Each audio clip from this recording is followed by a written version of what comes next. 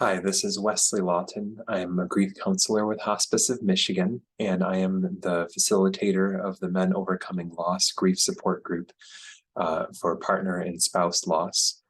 And the group takes place the third Tuesday of each month from 6 o'clock to 7:30 p.m. It's a great chance to connect with other men who are going through the unique type of loss, which is loss of a spouse or of a partner. And I'll be referring probably to spouse or to wife mostly in this video, as that's the situation, I believe, for all the guys in the group at this time. But yeah, a great chance to connect with others who understand what you're going through better than most would. And, even though nobody can understand completely what you're going through, and also a place where we respect that and respect the differences for each person's needs and challenges and stories. Good place to share, which is an important thing to be doing as you're going through grief, expressing your memories, your feelings, your thoughts related to your loss. And, you can pick up some tips for some things that might help, particularly this most recent group, which took place actually just yesterday. I'm a little ahead on the recording this time, which was November 15th, because we were talking about coping with holidays. Of course, very naturally came up around this time of year. So can get some strategies and some insight, some perspective from other guys who in some cases may be a little bit farther down the road than you are in terms of your grief journey. And also those who are farther down the road also can learn some things from those who are earlier on and can get a perspective on how far they've come in some ways. So lots of advantages to joining a group like this, or any support group for that matter.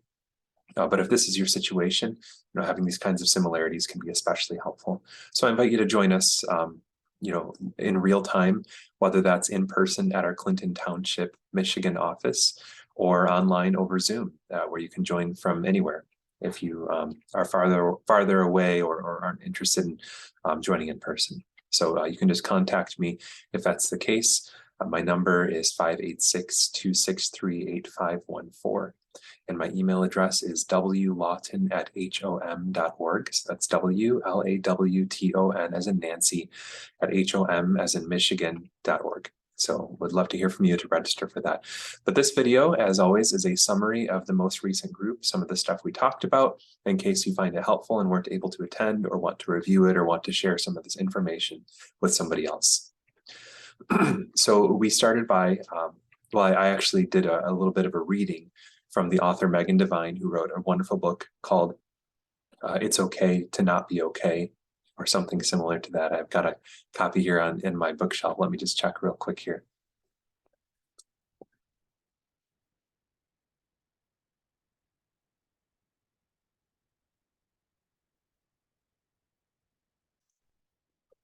Sorry about that. It's called It's Okay That You're Not Okay. So I want to make sure that you get the right title there. And I remember looking it up, and there's a book of a similar title, which is a very different kind of book. So It's Okay That You're Not Okay by Megan Devine, Devine. Anyway, and this was an excerpt. I don't know that it was from this book. I think it was from an article that she wrote, but it was about gratitude during grief. And just a few choice quotes from there. One is that it's okay to not feel grateful. In fact, anything that you feel is okay. And around the holidays, you can feel special pressure to feel certain things, to act certain ways. And so it's especially important to be gracious with yourself, to communicate your feelings, and to have boundaries, to expect just respect from the people around you, basic respect for you as a person and what you're going through and how legitimate your experience and your feelings are. So it's okay if you're not feeling grateful. And also the article talked about how it's okay if you are feeling grateful. This next quote is just that gratitude is not the Tylenol of life. In other words, gratitude isn't meant to take away the pain of your grief. It sits side by side with it. You can feel that pain. You can feel all those negative, symptoms, you might say, some of those unpleasant feelings that come with grief, and also be grateful for the gifts that you experience in your life. Gratitude is not the Tylenol of life. And then this next quote, I guess I just kind of spoiled it. Gratitude and grief don't cancel each other out. they sit side by side. So just some things to keep in mind as you come into this holiday season, especially coming up to Thanksgiving here in, I suppose it's, I think a week from tomorrow as of this recording. And good to carry with you the rest of the year as well. So the next main topic that we talked about was coping with the holiday season. And, I think that all the guys in this group celebrated Christmas to some degree or another, and of course, celebrating in all different ways. Whether it's Christmas, Hanukkah, whatever else it might be for you, even if you don't celebrate any particular holidays, I think it's almost impossible to avoid having the cultural influences of the holidays now touch on your life. And that includes, again, some of those expectations for gatherings and for how you're supposed to kind of present yourself, participate in this feeling of joy and happiness and goodwill towards men and so on.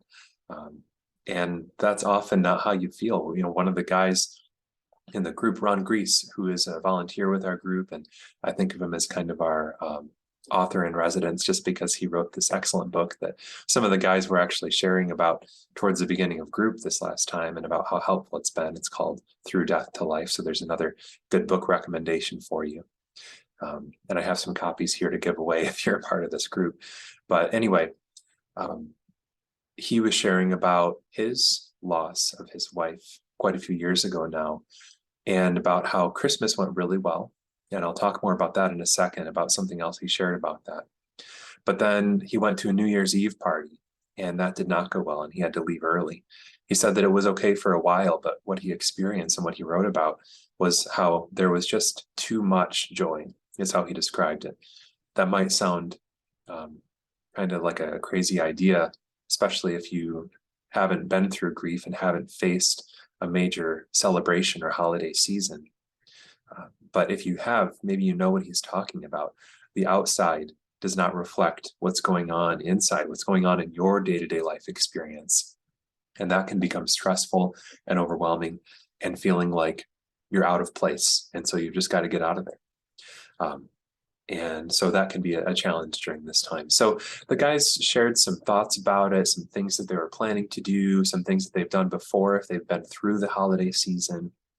And some of the things that were shared were about, somebody shared about having an escape route, having an escape plan, participating in holiday related gatherings and everything, but also understanding that things might go sideways. You might start becoming overwhelmed by your feelings in a way where you're not wishing to be around others anymore. And so drive yourself to these events, and you can leave if you want to. And we talked about how sometimes there are family members who are also grieving your loss, the same loss. So it's their loss, of course, too. And they might be dealing with it differently than you. They might be expressing their grief through trying to control everything, trying to make sure that everybody is just happy and we're doing all the same things that we've always done. There's different approaches to holidays, and you might be somebody, like some of the guys in our group this last time, who is maybe a little bit more like, if that's going to be hard for me, overwhelming, if that's going to be too much, I'd rather just kind of avoid doing it, kind of keep my head down and make it through and survive this time. And those two strategies can conflict. And so a couple of the guys in particular had daughters who wanted to make everything just so, and wanted them to participate in everything. And they simply weren't so sure about that. And these daughters, again, in these cases, it might be another family member or a friend for you, but they didn't say this phrase in the group, but what I was hearing was that they won't take no for an answer. And we talked about the importance of that word no, of being able to tell people no, and asking them to respect that no, how no always needs to be respected. We're talking about very basic boundaries of not coercing or forcing somebody to do something that they don't want to do. I understand where people are coming from when they do have those expectations and those desires for people to participate in things. And often it's good intentions, like, no, this will be good for you. You just don't know. You just, you're too afraid to take that step, and you just need to do it. And that might be the case for you, but ultimately that's your decision to make. So we talked about the importance of saying no and not feeling that you need to participate in all the ways that you've always participated when your wife was with you. because things are different, whether you're acting like it or not. That doesn't mean you need to do everything differently either. Some things you might want to keep the same. We talked about that too. There were a couple guys in particular who wanted to do Christmas cards, which was something that their spouses had always done. It was very important to them. And that was something that they were actually kind of looking forward to keeping going, even though it can take quite a bit of time and effort to do it. They wanted to do that in honor of their wife who had died. And so that's a great thing. And one thing that I brought up was asking yourself, what do I want to do? It sounds like a very basic question, but sometimes that's not taken into consideration by you or by the people around you. So asking yourself that simple question of, what do I want to do? What are the things that I don't want to do? What are the things I do want to do? What are the things that I'm choosing to do simply because I feel obligated to do it? Or do I want to do those things? You know, these kinds of simple questions can make things clearer and easier and help you communicate your needs and your wishes to others. You might need to be flexible for what they need and for their grief. They might need to be flexible for yours, for you. But it's important to communicate those needs and to respect one another's wishes and boundaries. And if you say, I can't do that, I can't bring myself to do that, other people should be able to respect that, and vice versa. So we think if there was anything else major with coping with the holidays, we talked about, so we talked about the escape route. The way that I put it was having a plan A and a plan B. I also recommended not being alone for the whole day on a major day, whether it's Christmas, Thanksgiving, or whatever else. You know, if you choose to distance yourself and not go to gatherings, to at least not be alone for the whole day, to maybe get together with one person or a few people who you trust and are comfortable around, or even just having a lengthy phone call or two, but to have some kind of interaction so that you're not alone the whole day. And, you know, if you are, then it's not the end of the world. In fact, that's another thing that I mentioned, is that you can survive this. That, again, sounds painfully simple, but it can be easy to lose that perspective. It can become so overwhelming, the anticipation of this big event. We talked about how the anticipation is sometimes, you know, more stressful and more overwhelming than the event itself. It's like you worry and worry about how's it going to go, how am I going to do, and then you get to the day and it's like, oh well, that was, you know, a little bit of a harder day, but it wasn't nearly as bad as the feeling that I was having leading up to it would cause me to expect. But let's see, so you don't know how the day is going to be going. And that wasn't one last thing that I'll talk about. This is the thing that Ron shared about his experience and what was helpful for him. And I've seen this be helpful for people in holiday seasons and other times.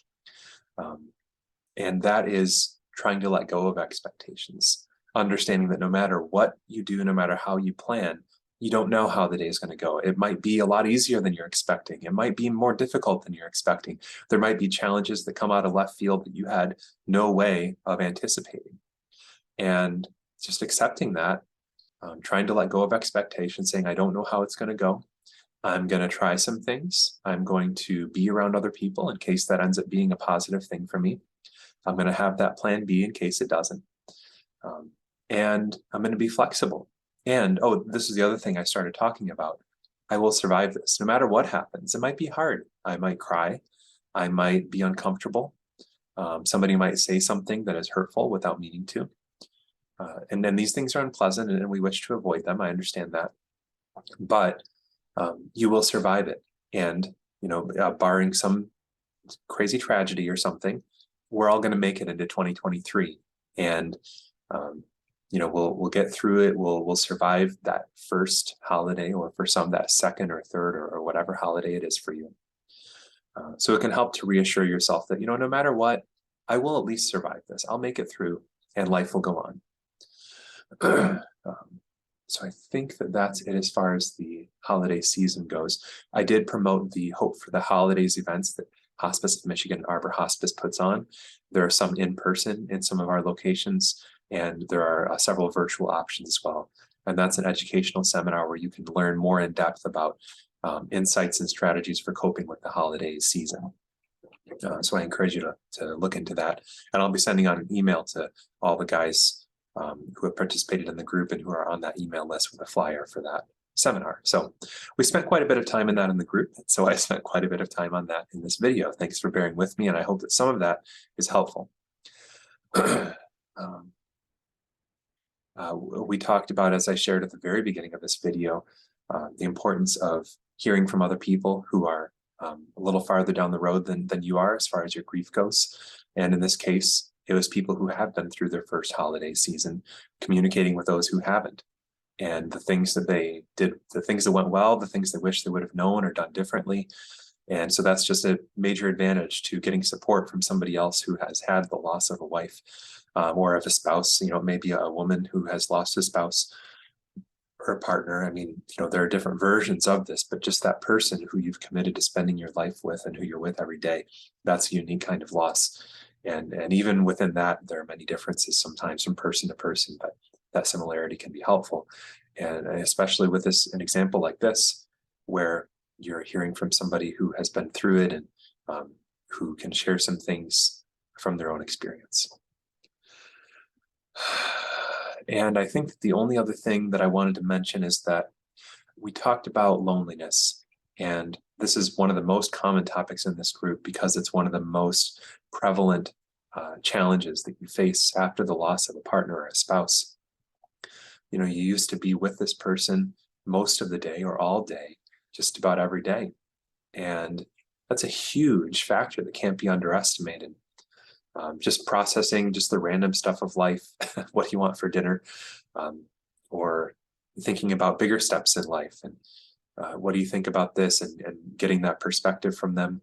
Of course, sharing the intimacy and you know, sitting together on the couch and watching a movie, sharing meals together, facing challenges together.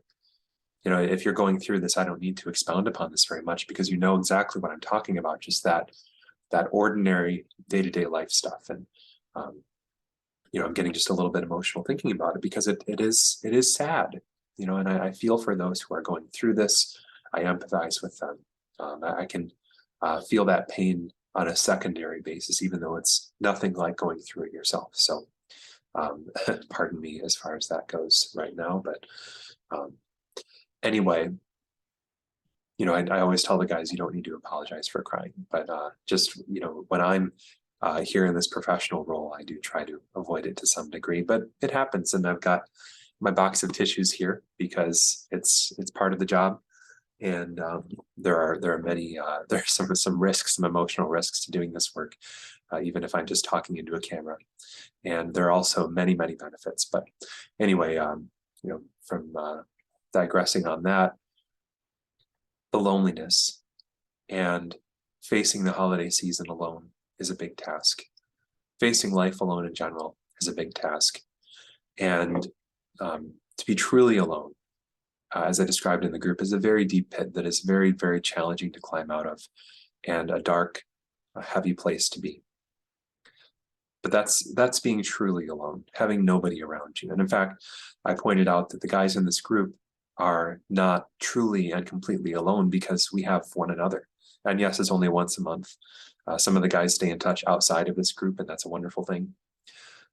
But even if it's just this group, that's once a month, and knowing that you have guys there who are there for you and want to be there for you is worth something.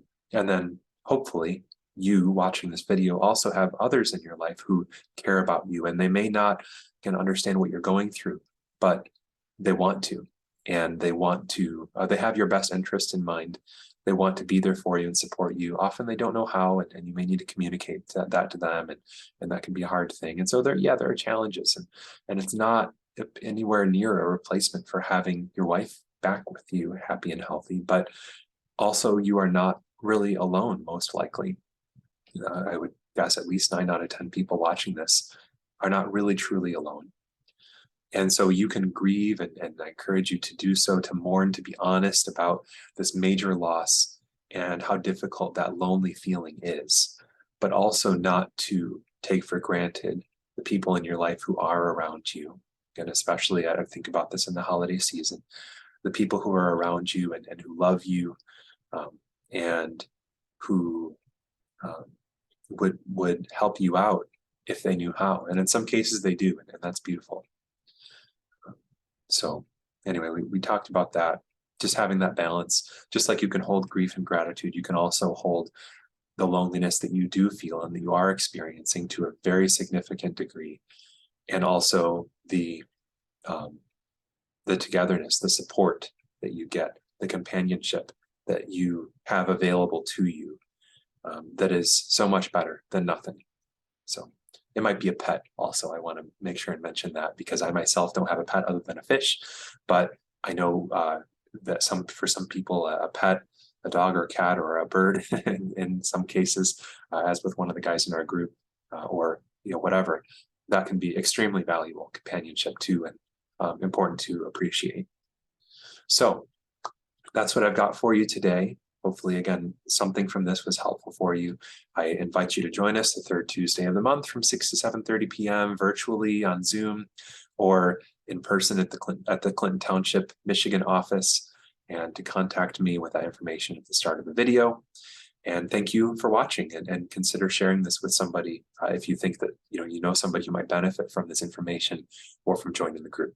Thank you so much, and I wish you a holiday season that goes smoothly and that has moments of joy and peace. I won't say happy holidays because it may not be happy, and that's okay. And if it is, that's great. And I've got to assume that your loved one would want you to enjoy this time if you can. But it's also important to be honest about what you're going through. Your grief and the difficult things that you feel are a reflection of your love. So it's okay if you feel happy and if you have a great time, because that's what we're going for, right? We want to have a fulfilling life moving forward, but you've got to go through the grief too. And so if it's not this happy, blissful time for you, then that's also okay and appropriate and a reflection of your love. And so it just depends on where you're at, what your life situation is. And there's no wrong way. I think that the only wrong way is to pretend and to avoid.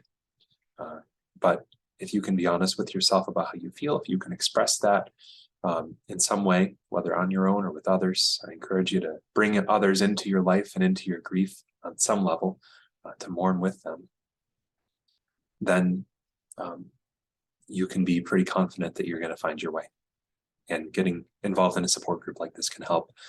Utilizing some of the tools like the ones presented in this video, and in the Hope for the Holidays seminars and some of the other programs that we offer and that others offer, can help too. So sorry for that lengthy outro, but those are some things that I wanted to make sure and say as well. So thank you again, and take good care.